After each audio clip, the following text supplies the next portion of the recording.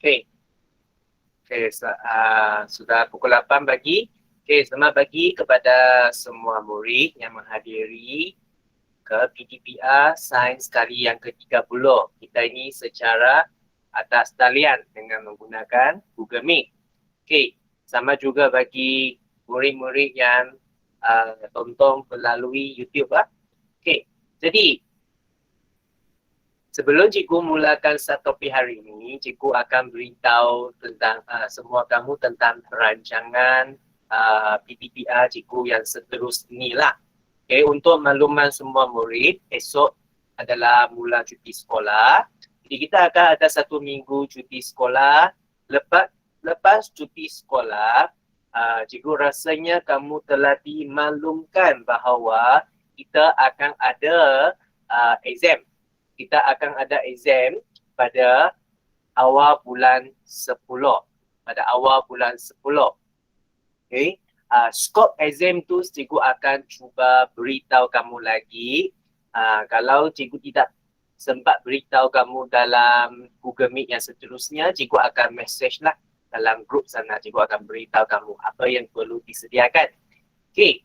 Dan satu lagi adalah cikgu nak beritahu kamu tentang perancangan cikgu yang seterusnya. Selepas buka sekolah nanti, lepas cuti sekolah minggu depan, hari Isnin tu cikgu akan gunakan dia untuk membincang latihan itu praktis dalam buku kerja kamu dekat depan tu yang cikgu selalu skipkan tu. Cikgu akan bincang jawapan dekat sana. Lepas tu cikgu akan bagi quiz. Okay, jadi selepas cuti hari Isnin, kita akan bincangkan yang bab 3. Lepas tu cikgu akan bagi quiz bab 3. Kerana kita telah habis quiz bab 1 dengan bab 2 kan. Jadi cikgu ada nampak lah, ada antara kamu cuba beberapa kali untuk mendapatkan markah yang lebih tinggi. Tapi cikgu memang gembira lah nampak kamu ada kesanggupan nak cuba. Okay? Jadi, dan setiap hari Jumaat selepas cuti nanti, sama seperti hari ini, kita akan sambung bab 9. Kerana bab 9 hanya tinggal 6 subtopik saja. Jadi, kalau ikut perancangan, kita akan habiskan dalam 6 minggu saja. So, dan dalam perancangan cikgu adalah kemungkinan kamu semua tidak akan ikut tingkatan 5 untuk buka sekolah pada awal bulan 10. Jadi kalau ada kemungkinan adalah pertengahan bulan 10 ke ataupun sehingga bulan 11. Cikgu tidak dapat pasti lagi. Okay. Jadi cikgu harapnya adalah sebelum kita ada perjumpaan bersemuka dekat sekolah, cikgu nak siapkan semua topik sains dengan kamu. Dan setelah nanti kita balik ke sekolah, cikgu dapat bawa kamu pergi makmau buat semua eksperimen yang telah tertangguh sepanjang tahun ini. Okay?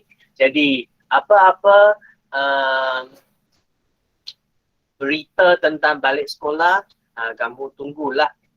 Guru kelas kamu akan beritahu kamu, maklumkan kepada kamu sekiranya pihak sekolah telah menerima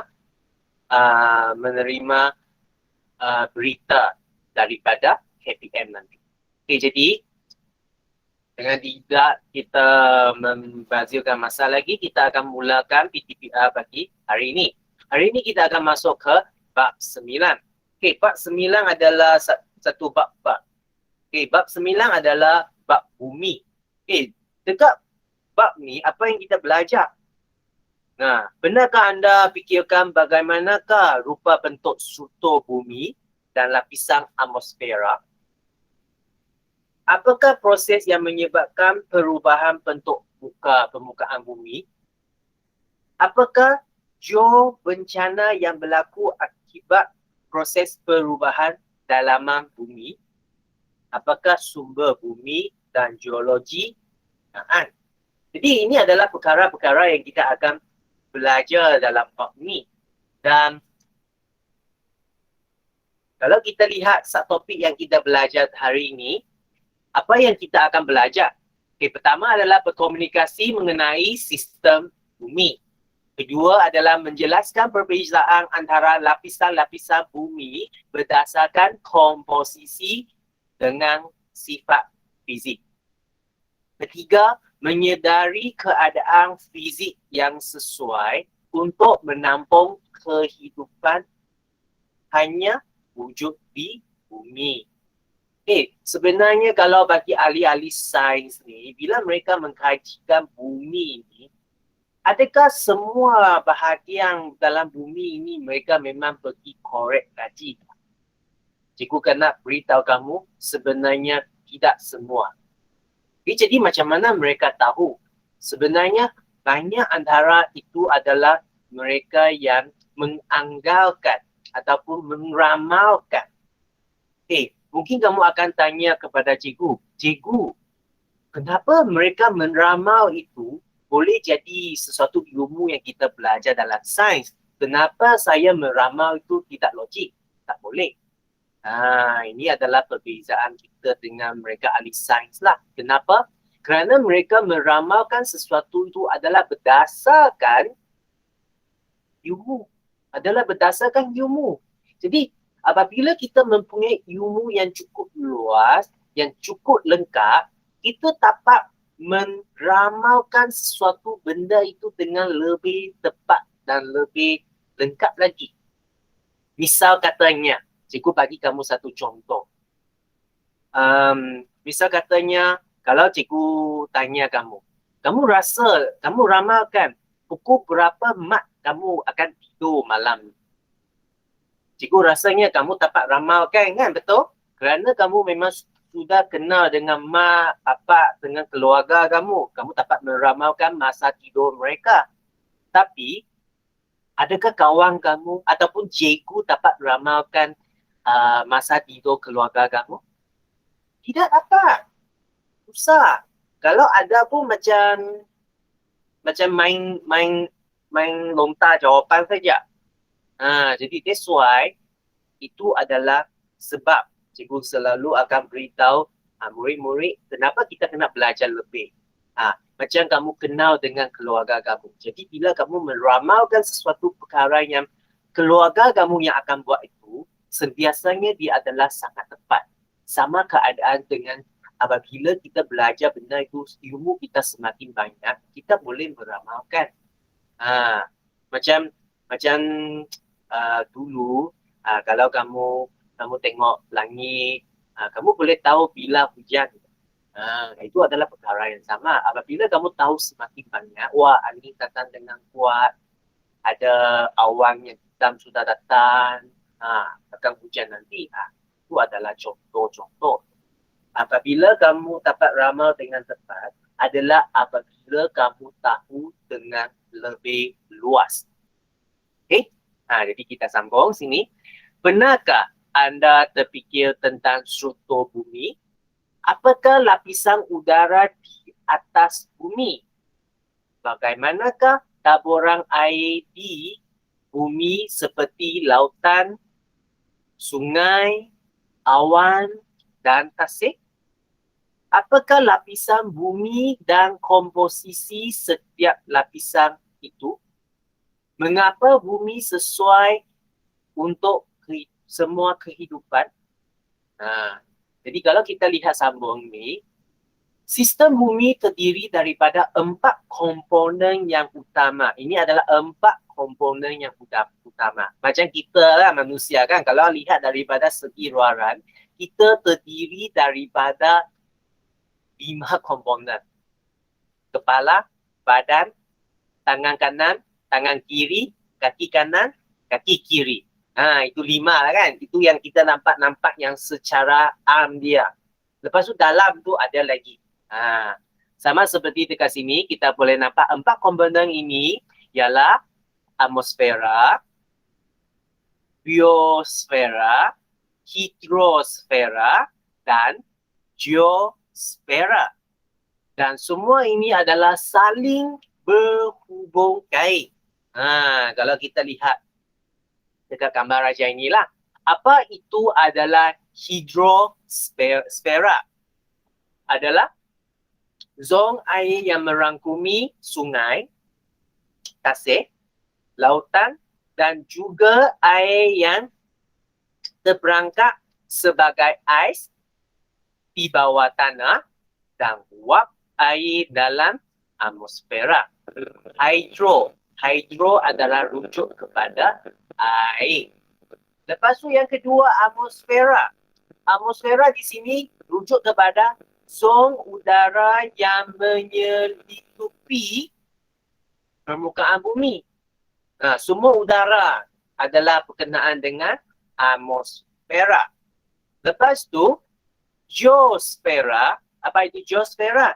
Geosfera adalah tertakluk kepada zon batu tanah atas permukaan bumi, bentuk muka bumi. Semua ini adalah di bawah geosfera. Sama seperti apa yang kamu telah belajar salah satu subjek itu, geografi.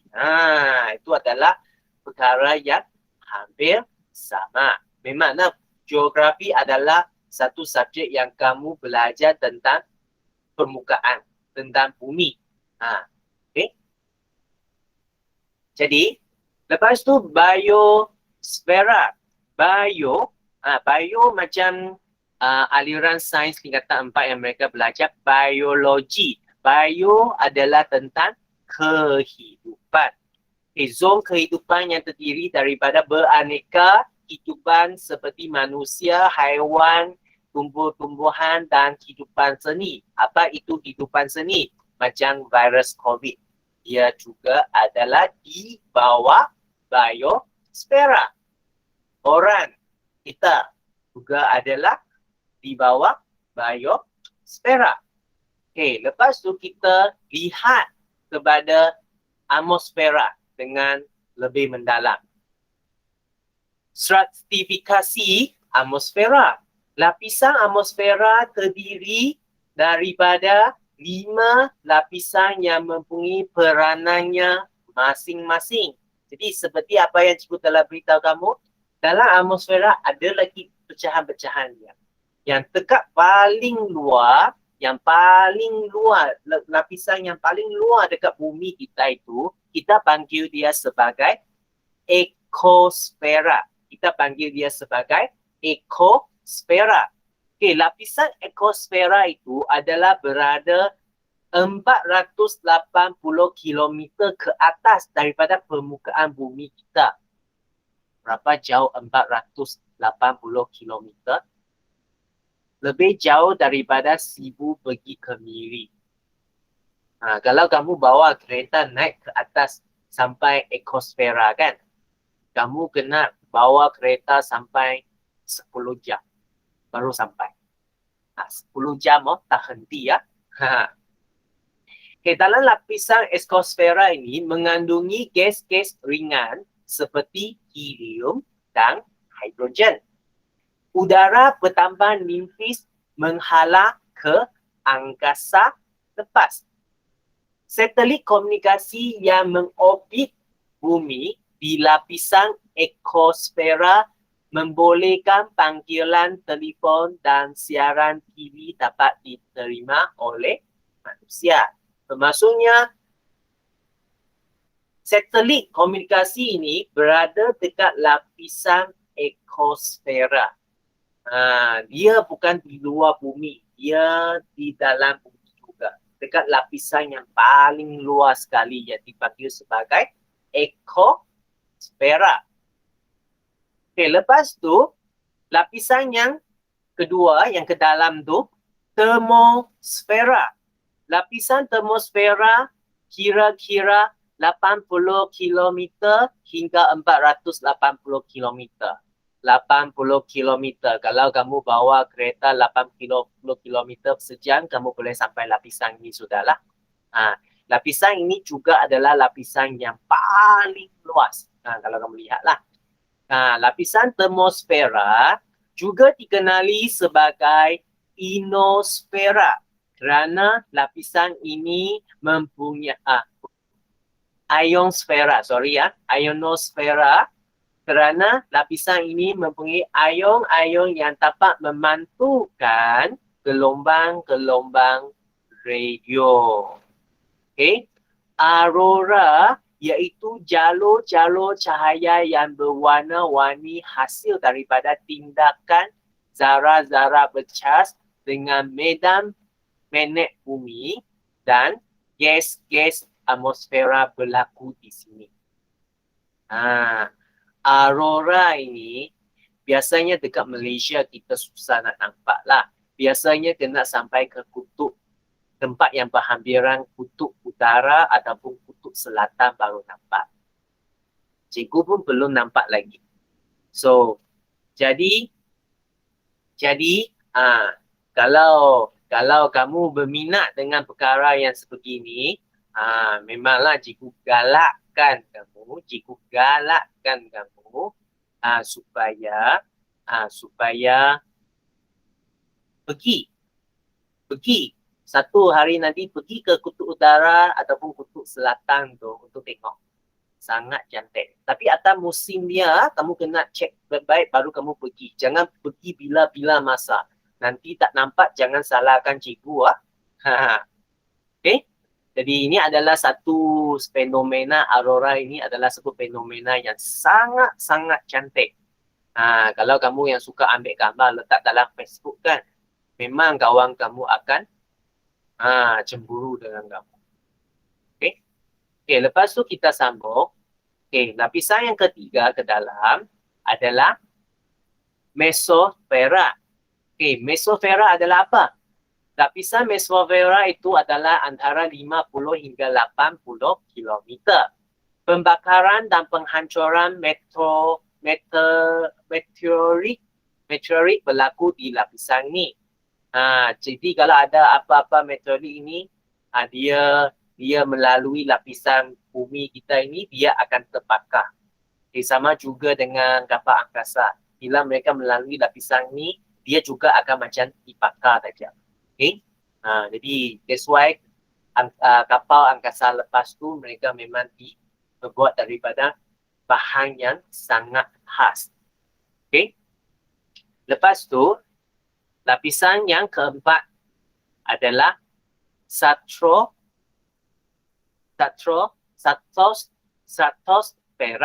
Lapisan stratosfera ini adalah di atas 13 hingga 50 km. Lapisan ini adalah sesuai dan stabil untuk penerbangan kapal terbang. Biasanya kapal terbang mereka bila naik tu mereka akan pergi ke lapisan ini. Okay, kenapa? Kerana dia adalah lapisan yang paling stabil dan paling kurang udara yang sangat-sangat mengganggukan penerbangan. Okay, so that's why kenapa kalau kapal terbang berada dekat lapisan ini mereka mengalami kemalangan, biasanya tidak ada orang dapat hidup lah. Kenapa?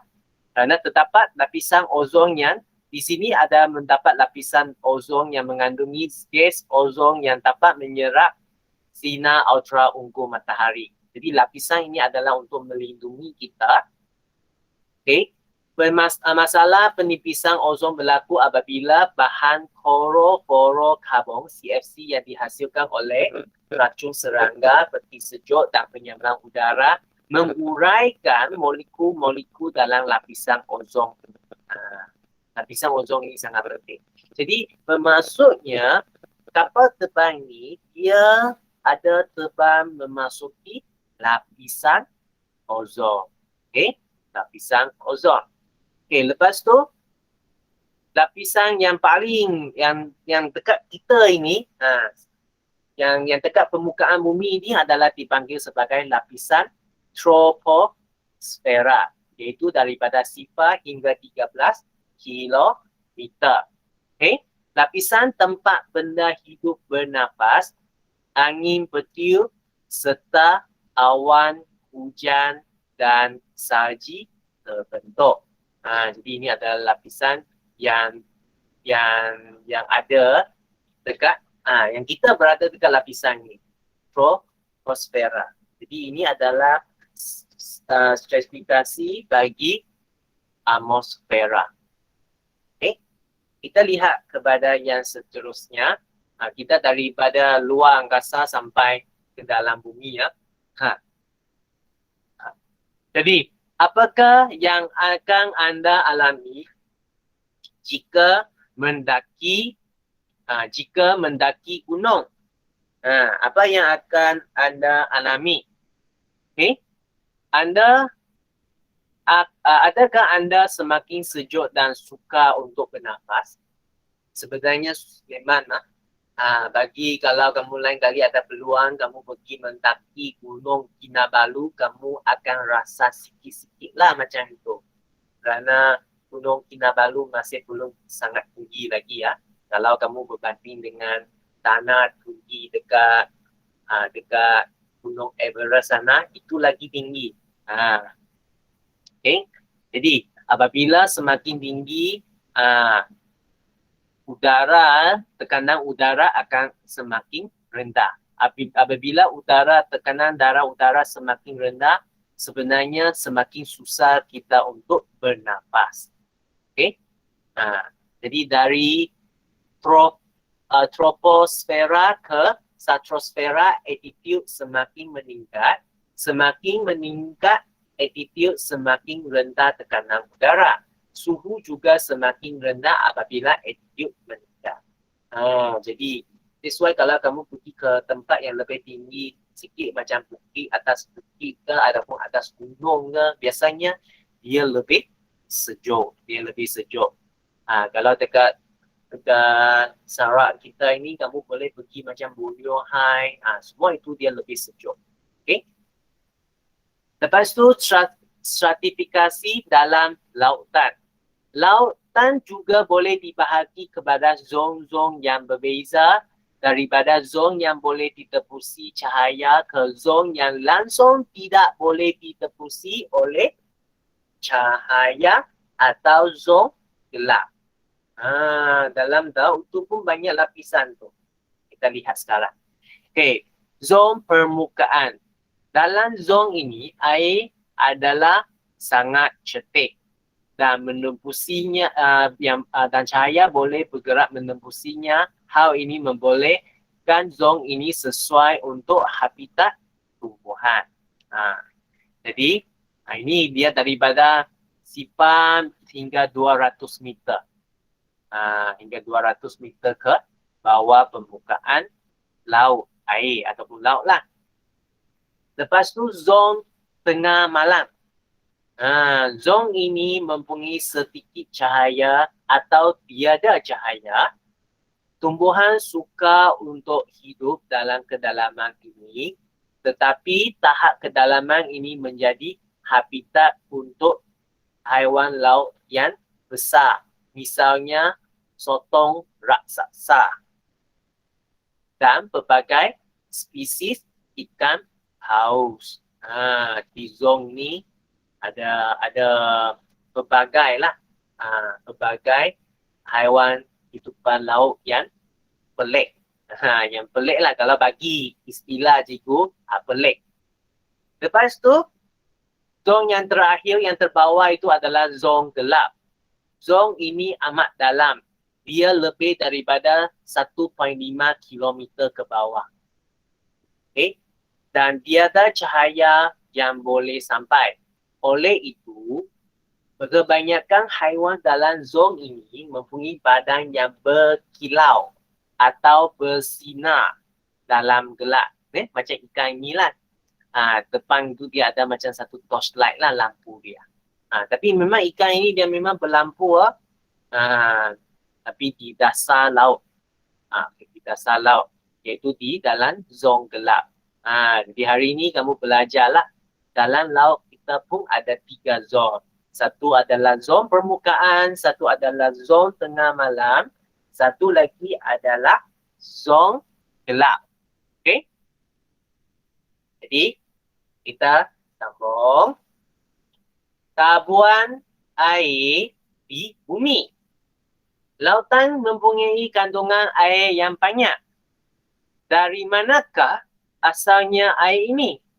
Air laut mengalami penyejatan oleh sinar cahaya dan dibawa ke daratan oleh awan sebelum turun semula ke sungai sebagai hujan. Air sungai ini pula akan mengalir ke lautan. Proses kita air ini berterusan.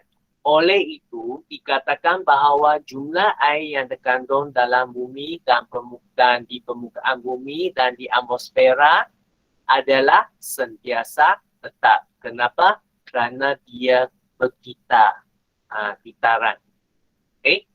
Sama seperti anda yang lihat dalam gambar inilah, penyejatan, kondensasi, lepas tu hujan. Okay? Ada air akan pergi ke bawah tanah, ada air akan pergi ke sungai, tasik, lepas tu pergi ke laut. Macam itulah. Jadi ini adalah satu gambar raja yang boleh kira agak menyeluruh sudah. Okay, boleh kira agak menyeluruh sudah. Okay. Kita sambung. Kita sambung. Lapisan bumi. Tadi lapisan atmosfera kan? Lepas tu adalah lapisan laut kan? Selepas laut adalah lapisan bumi. Jadi laut ini berada dekat mana? Kita lihat sini dahulu. Bumi boleh dibahagi kepada 3 lapisan utama berdasarkan sifat fizikalnya, iaitu berat, mantle dan teras.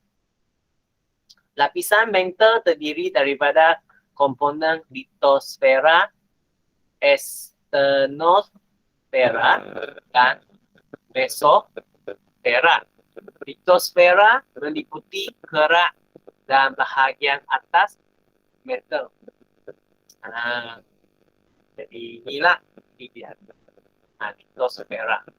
Jadi lepas tu estenosfera dengan mesosfera.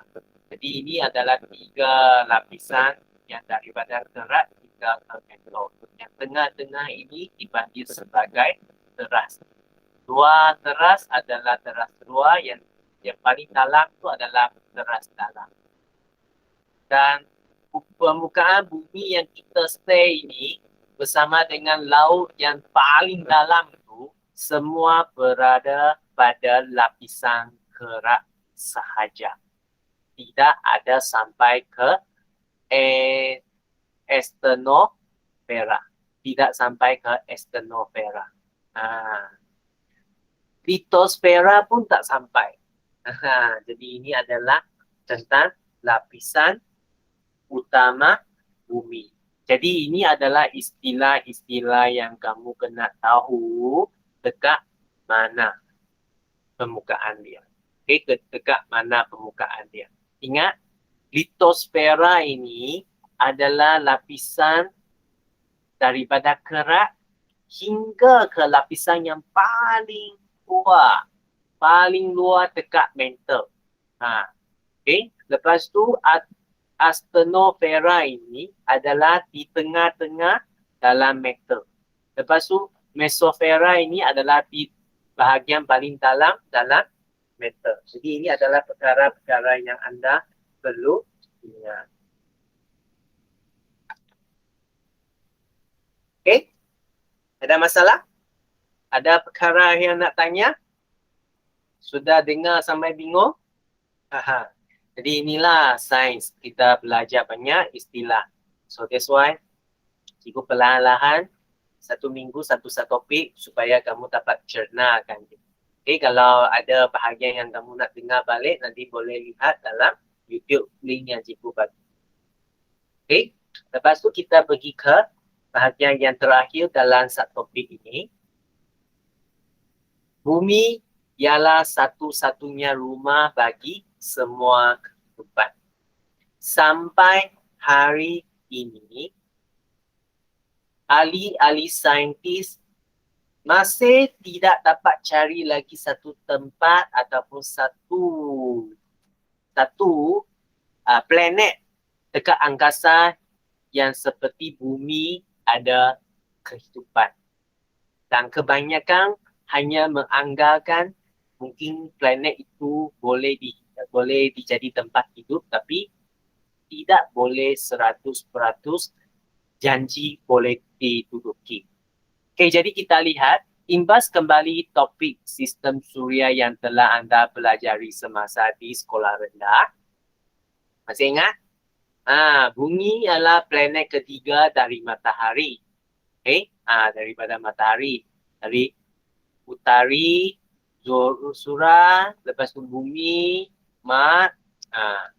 Jadi, dan merupakan satu-satunya planet yang sesuai untuk didiami dalam sistem suria kita. Okay, lepas tu, salah satu keistimewaan sifat bumi yang menyebabkan bumi sesuai untuk semua kehidupan ialah suhu bumi tidak terlalu panas atau terlalu sejuk berbanding dengan planet lain. Hal ini disebabkan oleh kedudukan bumi berada tidak terlalu dekat dan tidak terlalu jauh dari matahari. Jadi kalau yang macam yang utari dengan Zuhra ini, dia terlalu dekat dengan matahari, sebenarnya permukaan dia sangat panas. Ada yang boleh sampai lebih daripada 1000 darjah Celsius. Jangan kata 1000 darjah Celsius. 100 darjah Celsius manusia pun sudah dimasak sudah. Apalagi 1000. Hangus sudahlah. Okay. Hal ini selain itu, kewujudan air dan oksigen di bumi juga menyebabkan bumi sesuai untuk semua kehidupan. Oleh itu, manusia perlu mencintai bumi dengan menjaga alam sekitar dengan baik.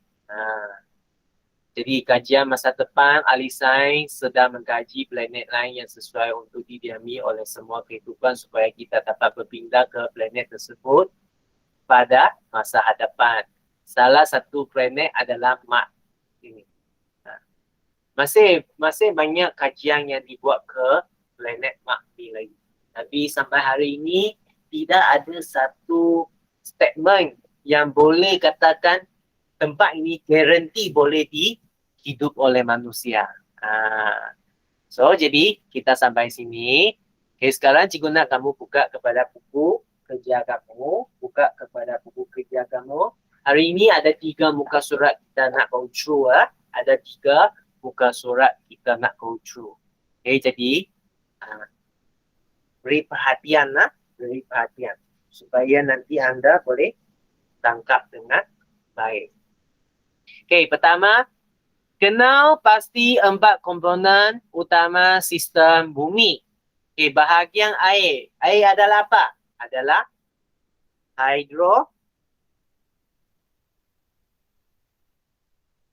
hidrosfera. Okay, hidrosfera. Lepas tu, bahagian bumi yang didiami oleh benda hidup adalah biosfera, benda hidup. Biosfera. Lepas tu lapisan gas. Gas adalah apa? Atmosfera.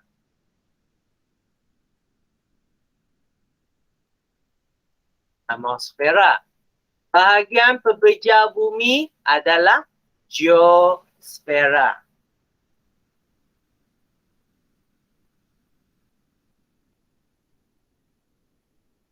Okay, geosfera. Okay, lepas tu kaji raja di bawah tentang stratifikasi atmosfera, kemudian jawab soalan-soalan yang diberi. Kita lihat.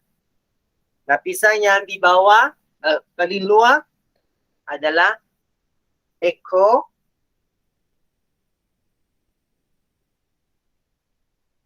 esosfera. Okay, esosfera. Lapisan yang kedua dari luar adalah termosfera.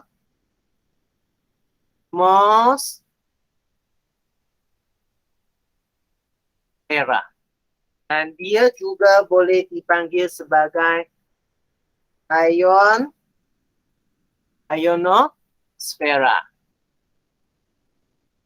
Okay, ionosfera. Kamu boleh rujuk dalam buku teks juga. Lepas tu yang ketiga, yang kamu ada nampak meter-meter ini kan. Okay, ini adalah mesosfera. Mesosfera. Lepas tu yang keempat ini adalah stratosfera yang mempunyai ozon. Okay, yang mempunyai ozon.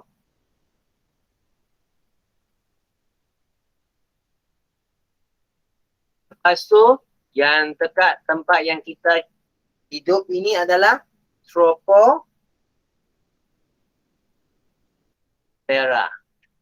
Okay. Okay, semua ini ada dekat sini lah. Okay. Lepas tu yang B, lapisan yang mana mengandungi sebahagian besar gas atmosfera seperti oksigen dan mengalami perubahan cuaca, iaitu troposfera. Adalah troposfera. Okay? Boleh murid-murid? Ada masalah? Okay, kita sambung ke C. Lapisan mana yang mengalami yang berikut? Yang pertama, kesang rumah hijau. Lapisan mana satu? Adalah troposfera. Lapisan mana yang mengalami penipisan lapisan ozon adalah stratosfera. Kenapa? Kerana ozon dekat sana. Stratosfera. Lepas tu, aurora berlaku di sini. Mana? Adalah termosfera.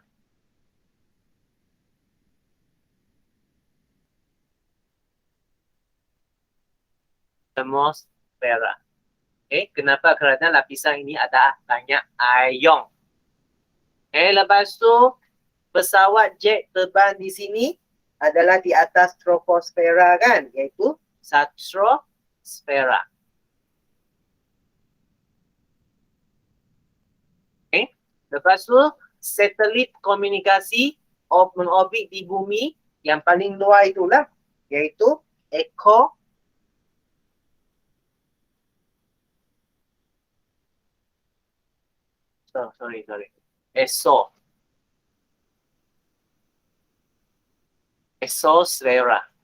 Okay. Lepas tu ion-ion yang memantau gelombang radio. Dekat mana? Dekat termosfera.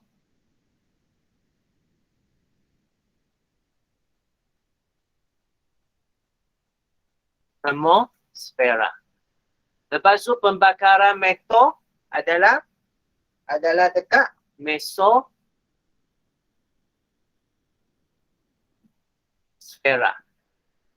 Lepas tu aurora iaitu jalur-jalur cahaya berwarna-warni dekat termosfera. Okay. Ada ion. That's why dia ada aurora. Ada jalur-jalur cahaya yang berwarna-warni. Lepas tu, soalan B, apakah hubungan antara altitude dengan tekanan dan suhu udara? Semakin tinggi altitude, semakin rendah tekanan udara. Semakin rendah tekanan udara. Boleh? Ada soalan nak tanya? Kalau tak ada, kita pergi kepada muka surat yang seterusnya. Kaji raja tentang lautan di bawah. Jawab soalan-soalan yang berikut. Soalan yang pertama, label lapisan-lapisan laut dalam dalam raja di atas dengan perkataan-perkataan yang di bawah. Okey? Jadi nanti kamu akan nampak satu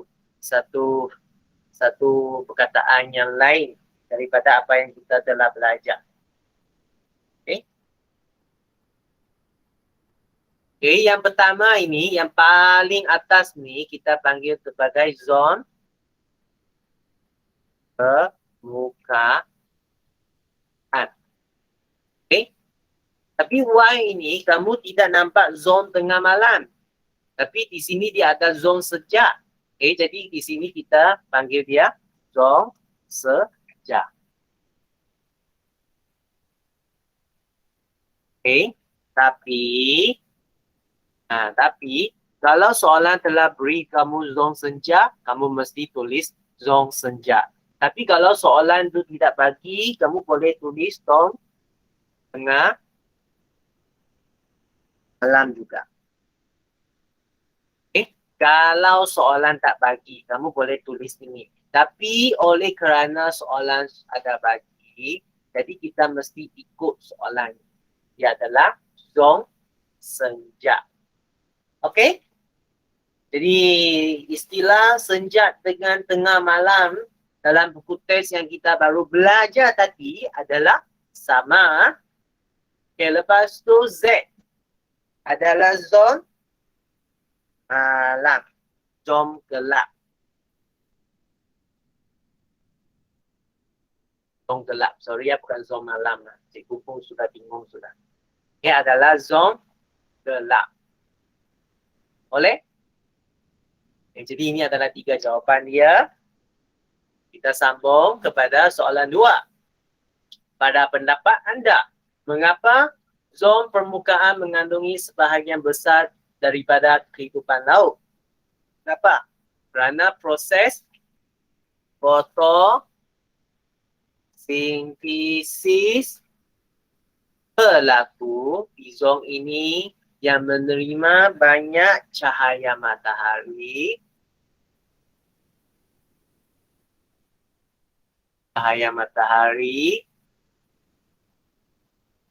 Lepas tu apa lagi?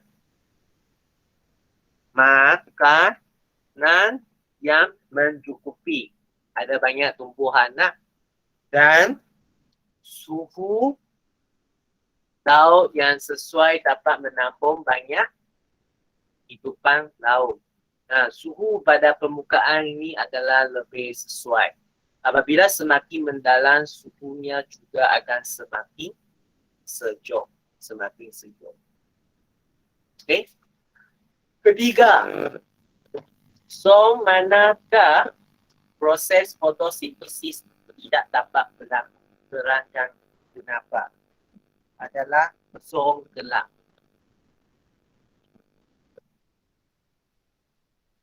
Zon gelap. Kenapa? Kerana cahaya matahari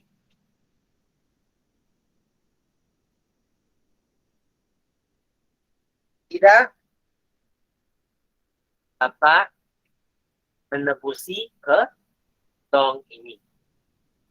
Zon senja iaitu zon tengah malam tu masih ada sikit cahaya. Jadi masih boleh ada fotosintesis tapi tak banyak lah.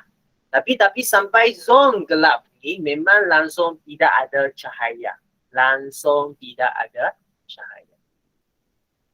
Lepas tu yang keempat, kadangkala paus sperma menjunam ke zon gelap yang kekurangan oksigen dan tekanan air yang sangat tinggi. Apakah pendapat anda dengan kejadian ini? Okay, kenapa? Kerana paus sperma ini mencari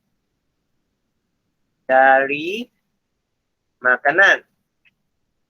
Apa makanan yang dekat dasar ini mereka nak makan? Seperti sotong raksasa. Sotong raksasa. Dia nak makan makanan yang besar. Dekat ikan dekat atas mana cukup untuk dia. Okay, lepas tu kelima. Terangkan mengapa kebanyakan haiwan dalam zon gelap mempunyai badan yang berkilau atau bersinar dalam gelap. Kenapa? Kerana zong ini amat dalam dan tiada apa? Tiada cahaya yang boleh sampai. Okey, selain lautan, senaraikan 5 taburan air di bumi. Jadi ada sungai. Ada apa lagi? Ada glacier, ada awan, ada air bawah tanah dan salji ataupun ais lah. Salji ataupun ais. Okay? Ini juga adalah taburan air. Awan juga, awan sebenarnya adalah air juga. Okay? Sudah? Kalau tiada masalah, kita pergi ke bahagian muka surat yang terakhir untuk hari ini. Okay? Untuk soalan ini, namakan 3 lapisan utama X, Y, Z dan raja di atas menggunakan perkataan di bawah. Perkataan di bawah. Lepas tu, soalan yang kedua, berdasarkan di bawah, nyatakan 3 lapisan. Okay, jadi, kita namakan semua ini. Kita namakan semua ini. Okay, ini adalah soalan 1 dengan soalan 2. Ini adalah gerak. Okay, Y ini adalah apa? Mental. Yang Z ini adalah keras. Okay, lepas tu P ini adalah apa? P ini adalah litosfera. Yang Q ini adalah apa? Q ini adalah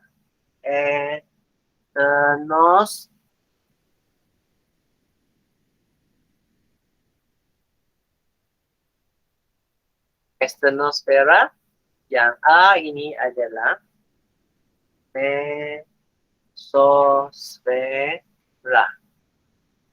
Mesosfera. Okay, boleh? Kalau cikgu telah laju, ingat hentikan cikgu. Okay? Sudah? Okay, jadi kita terus lihat kepada soalan 3. Okay, soalan 2 kita telah jawab di sini. Ini soalan 2. Okay, lepas tu soalan 3. Bumi adalah satu-satunya rumah bagi semua hidupan. Wajarkan pernyataan tersebut. Bumi adalah sesuai untuk hidupan kerana suhu bumi tidak terlalu panas atau terlalu sejuk. Kalau kamu nak tulis tidak terlalu sejuk atau tidak terlalu panas pun boleh ya. Bumi mengandungi air dan oksigen.